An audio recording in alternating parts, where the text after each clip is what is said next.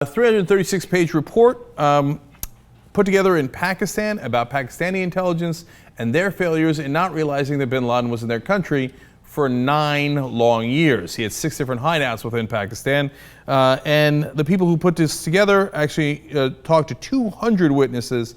They went through official documents and site visits. There was a former Supreme Court justice from Pakistan, former member of the police, former member of the army, etc. There's 4 very respected officials that put this together, and their conclusions are stark.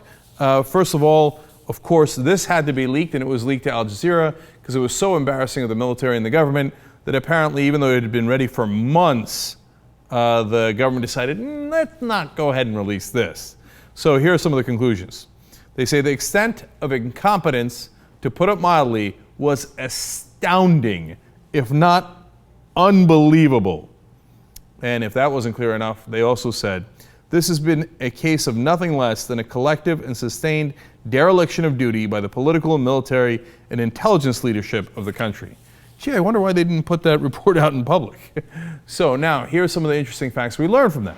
Turns out bin Laden used to wear a cowboy hat. Isn't that wonderfully ironic? And the reason he did that is because when he was outside in his compound, he wanted to avoid detection. So he didn't want his face to be seen. So he'd hide it under a cowboy hat.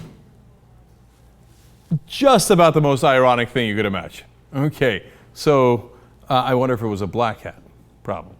All right, so that's interesting. And then apparently he was pulled over in Pakistan around 2002, obviously relatively early on in the manhunt against him. And he was with his courier and the person who actually died with him when Navy SEAL Team 6 raided their compound in Abbottabad.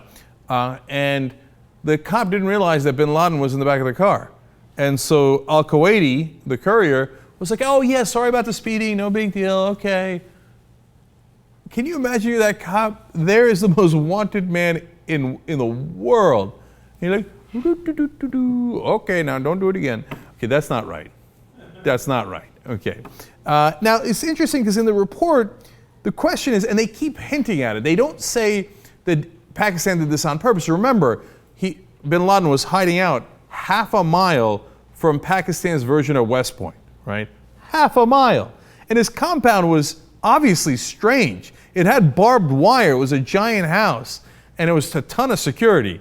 Like, no one raised questions? The neighbor wasn't like, who's the crazy guy with the barbed wire and the cowboy hat and other, next door?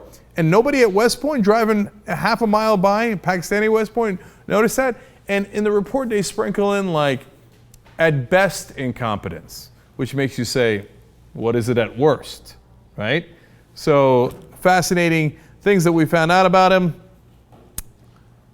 Oh, here's something else I didn't know. Did you know that Pakistan's Inter-Services Intelligence Agency, that's basically their version of the CIA, just flat out said in 2005, yeah, we're done with the hunt with bin Laden. Yeah, CIA, yeah, good luck to you, okay? 05! And then they get all butthurt. And by the way, the report is also scathing about, that they didn't notice that America had come into Pakistan's territory in the way that they did. They said there's basically an act of war. And they blamed the Pakistani government and military for not realizing the SEAL Team 6 raid as well. So they're not pro-American at all, this report, right? They're mad at the Pakistanis for not knowing where bin Laden was, but also for not realizing what the Americans were up to. And then they're, like I said, they're so hurt. Oh my God, why didn't America tell us that they were going to come and do this operation? Maybe because you stopped cooperating with us back in 2005 and said you won't hunt bin Laden. That might have been a reason. So if I was the president, would I have told Pakistan? Oh, hell no. No way. Remember when that goofball John McCain was saying, oh no, we have to work with our allies. And Bush used to say the same thing. There ain't no ally to work with back then in Pakistan. Look, there's a good reason to be on very good terms or try to get on good terms with Pakistan now. But there's no way I would have trusted the Pakistani government not to warn bin Laden when he's sitting a half a mile away from their version of West Point. No way. So I criticize President Obama for a lot of things, but not on that. That was, I think, done exactly right.